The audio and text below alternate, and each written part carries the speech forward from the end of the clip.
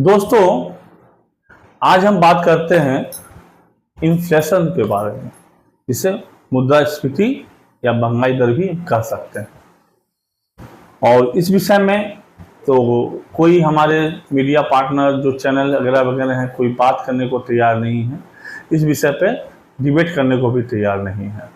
फिर भी हम लोग आज इस विषय को छूते हैं और समझने की कोशिश करते हैं कि महंगाई दर, ये महंगाई इन्फ्लेशन क्या है, जो दीमक की तरह हमारे देश को, हमारे समाज को, स्पेशली मिडिल क्लास को, स्पेशली मध्यम वर्गीय परिवार को धीरे धीरे खा रही है, ख़त्म कर रही है। और उसमें हम चलते जा रहे हैं, डूबते जा रहे हैं, निकलने की कोशिश के बावजूद क्यों निकल नहीं पा रहे हैं। आज हमारे देश में इन्फ्लेशन रेट 9 से 9.25% चल रहा है। मतलब समझिए, जो सामान आज 100 रुपया का है या कल 100 रुपया का था, आज 109 रुपया का है, या जो आज 100 रुपया है कल 109 रुपया का हो जाए। सीधी भाषा में समझे तो ये हो गई हमारी मुद्रास्फीति की दर। और इसी को समझते हुए हम चलते हैं आगे, क्या क्या हमें चीज़ समझना है और किन किन देशों में किन तरह के चीज़ों पे चर्चाएं चल रही है। अगर ऐसी बात की जाए तो देखा जाएगा कि जिम्बाब्वे का भी हाल बहुत बुरा है, वेनेजुएला है, सीरिया है, अलग अलग देशों का परसेंटेज लिखा हुआ जो आपको बोर्ड पे दिखाई दे रहा हो। लेकिन इससे पहले जानने की कोशिश करते हैं इन्फ्लेशन हमारी ज़िंदगी को कैसे असर करता है। असर करता है इस कदर कि जो रोज़मर्रा की ज़रूरतें हैं उनकी महंगाई धीरे धीरे धीरे धीरे दरों कम बेश बढ़ती रहती है, जिससे आपके परिवार पे, आपके किचन पे इसका असर पड़ता है। महंगाई दर मतलब रुपया का मूल्य गिर जाना, मतलब रुपया का जो वैल्यू है वो कम हो जाना। या फिर उल्टे तौर में कहें, अगर आपकी परचेसिंग कैपेसिटी या क्रय करने की क्षमता अगर कम जा रही है किसी कारणवश, उसे हम कहते हैं महंगाई दर। उसे क्या कहते हैं? महंगाई दर। मान लीजिए कल तक जो फ्रिज या एसी 30,000 रुपये का था, जिसे आप खरीदना चाह रहे थे, आपके कैपेसिटी के अंदर था, किसी कारणवश उसका दाम अगर आज 40 या 45,000 होता है तो आप शायद खरीदने में सक्षम नहीं हैं। मतलब आज आपका क्रय करने की क्षमता 45,000 की नहीं है, 30 की थी, 30 ही है, लेकिन सामान 45 की हो गई है और आप सक्षम नहीं है खरीदने में। इसे कहते हैं महंगाई दर, इसे कहते हैं इन्फ्लेशन रेट, इसे कहते हैं हमारे जीवन पे इसका प्रभाव। इसी तरह रुपया का सप्लाई बढ़ जाता है, लेकिन डिमांड सप्लाई के बीच में जो गैप है वो बढ़ जाता है और आपके क्रय करने की क्षमताएं दिन के दिन घटती जाती है और आप उस दौर में, उस मूल्य के उठते दौर में आप उसको पकड़ नहीं पाते हैं। इसे हम कहते हैं इन्फ्लेशन कहते हैं।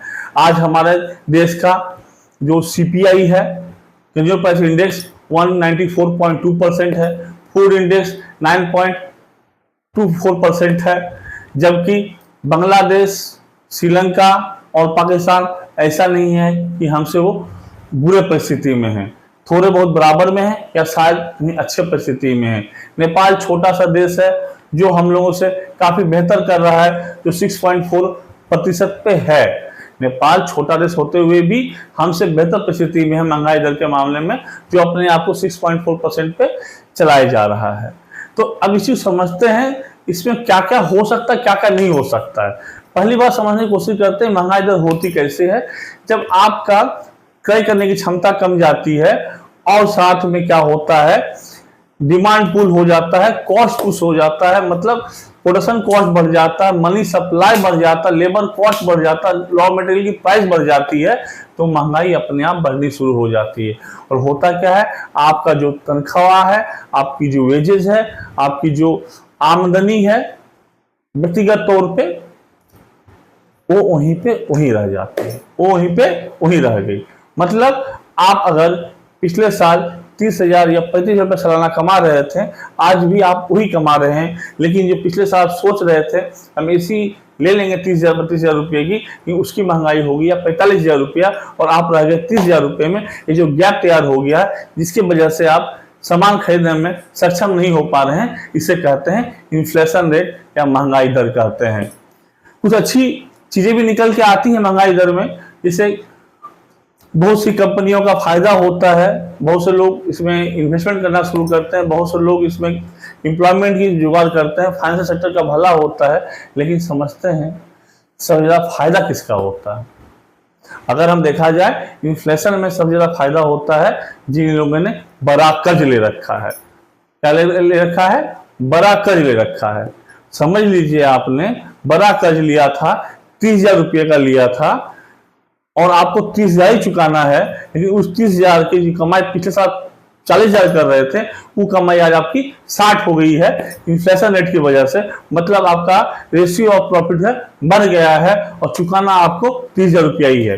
30,000 रुपया लेके जो पिछले साल 40,000 रुपया कमा रहे थे या 45,000 रुपया कमा रहे थे, आज उसी से आप 60,000 कमा रहे हैं। तो इन्फ्लेशन रेट हाई हो चुका है, लेकिन आप चुका 30,000 ही रुपया रहे हैं।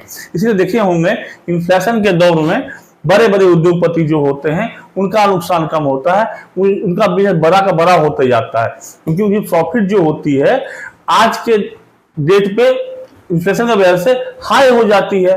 और कर्ज जो उन्होंने पहले लिया था उस रेट पे कर्ज तो वहीं पे वहीं है, उनका कर्ज का वैल्यू बढ़ा नहीं है, इनकम का वैल्यू बढ़ गया था। क्योंकि इन्फ्लेशन में जो सामान जो एसी वो 30,000 के बेच रहे थे, आज वो 45,000 की बेच रहे हैं। 15,000 रुपया उनके मुनाफा में फायदा हो रहा है, लेकिन जो कर्ज लिया था 30,000 रुपया वो चुका 30,000 ही रहे हैं। मतलब आप समझने की कोशिश कीजिए, जो बड़े कर्जदार हैं, जो बड़े बड़े लोन ले रहे हैं, बड़े बड़े उद्योगपति वगैरह वगैरह हैं, उनको इन्फ्लेशन में बहुत ज्यादा फायदा होता है और इसका सबसे बड़े फायदा भागीदार वही बनते हैं। मरता कौन है? फिर ये समझने वाली चीज है, मरता कौन है? इन्फ्लेशन में महंगाई के दर में सबसे ज्यादा महंगाई की वजह से कोई पिसता है, कोई जूझता है, वो है मध्यम वर्गीय परिवार, वो है मिडिल क्लास फैमिली जो एक सैलरी स्ट्रक्चर पे सरवाइव करता है। क्योंकि उनकी सैलरी जो होती है महंगाई दर के हिसाब से नहीं बढ़ती है, इन्फ्लेशन रेट के हिसाब से नहीं बढ़ती है, उनकी सैलरी वहीं रह जाती है, महंगाई दर बदर बढ़ती जाती है, जिससे वो कॉप अप नहीं कर पाते हैं और लाख कोशिश करने के बावजूद भी उनका कुछ हो नहीं पाता है। यहाँ तक अगर आज के डेट में इन्फ्लेशन रेट 9% है और बैंक में आप पैसा जमा भी करते हैं, अगर सेविंग में 2 से 3% ब्याज मिलेगा, एफडी करेंगे तो 6 से 7% ब्याज मिलेगा। मतलब एफडी करने के बावजूद, अपना पैसा ब्लॉक करने के बावजूद, सब कुछ करने के बावजूद इन्फ्लेशन के रेट से 2 से 3% आप नीचे रह रहे हैं। मतलब आपकी लाख कोशिशें मध्यम वर्गीय परिवार की आपको तकलीफ देने को मजबूर है और टूटेंगे, क्योंकि सरकार की मॉनेटरी पॉलिसी कहीं ना कहीं फेल हो रही है। और इस विषय पे बात करने को कोई मीडिया कोई तैयार नहीं है, क्योंकि आपके सेविंग रेट कुछ भी हो, आपकी एफडी रेट कुछ भी है, अगर महंगाई दर से नीचे है या ऊपर है, ये तय करता है आपकी परिस्थिति कैसी है। अगर महंगाई दर ज्यादा है और आपकी एफडी का इंटरेस्ट रेट या सेविंग का इंटरेस्ट रेट कम है, मतलब आप बुरे फंसे हैं यार, आप बुरे फंसे हैं, आप बुरे फंसे हैं। और ये महंगाई दर कंटिन्यू कर जाएगी। एक बार एक सिचुएशन पॉइंट पकड़ लेने के बाद दोबारा वो सिचुएशन पॉइंट महंगाई के मामले में नहीं फेल करती है। तो सबसे ज्यादा इसमें मरता है consumers, essential goods, daily needs की सामान, इसमें ज्यादातर इसमें लोगों को जरूरत के हिसाब से नहीं ले पाते हैं और वो परेशान ज्यादा हो पाते हैं। जो कि सामान, चीजें, दवाई, खाने पीने की चीजें, ट्रांसपोर्टेशन, हेल्थ केयर महंगी हो जाती हैं। इसके वजह से क्या होता है, इन्फ्लेशन की वजह से health care, transportation, medical, essential commodity के महंगे हो जाने की वजह से क्या होता है, लोगों की जिंदगी पे ज्यादा असर पड़ती है। ट्रांसपोर्टेशन पे अगर असर आता है, ट्रांसपोर्ट महंगा होता है, तो हर सामान अपने आप ऑटोमेटिकली महंगा हो जाता है। तो ट्रांसपोर्टेशन सामान के ले आने का एक जरिया है, उसके महंगा होते ही जीवन पर असर आ जाता है।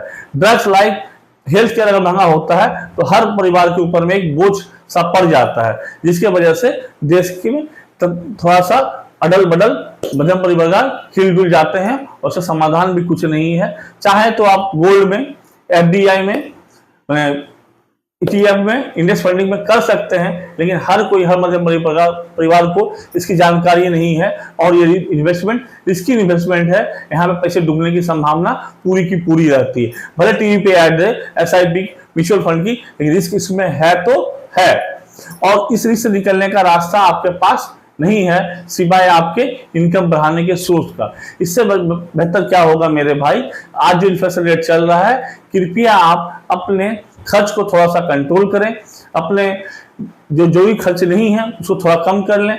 अगर जरूरत नहीं है तो 4 कपड़े कम लें।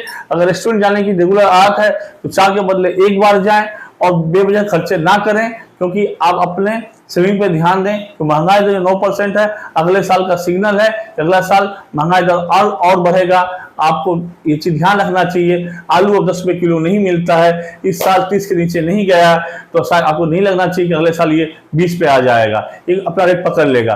प्याज इस साल अभी तक मैंने 30 रुपये नहीं खाया, 40, 50, 60, 70 के रेंज में ही खाता रहा है। तो महंगाई दर जो पकड़ लेती, गिरना मुश्किल होता है।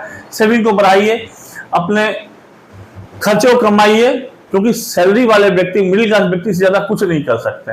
आज इन्फ्लेशन सबसे बढ़िया, इन्फ्लेशन के हिसाब से सबसे बढ़िया कंट्री कौन है? चाइना है, फिनलैंड है, इटली है, डेनमार्क है, जिनकी इन्फ्लेशन रेट लेस देन 1% है, लेस देन 1% है। जापान का 2.5% है। मोकाओ, ताइवान, इन लोगों का भी इन्फ्लेशन रेट 2-2.5 के बीच में है। ये लोग अच्छे देश है, क्योंकि इन देशों में मॉनेटरी पॉलिसी चल रही है।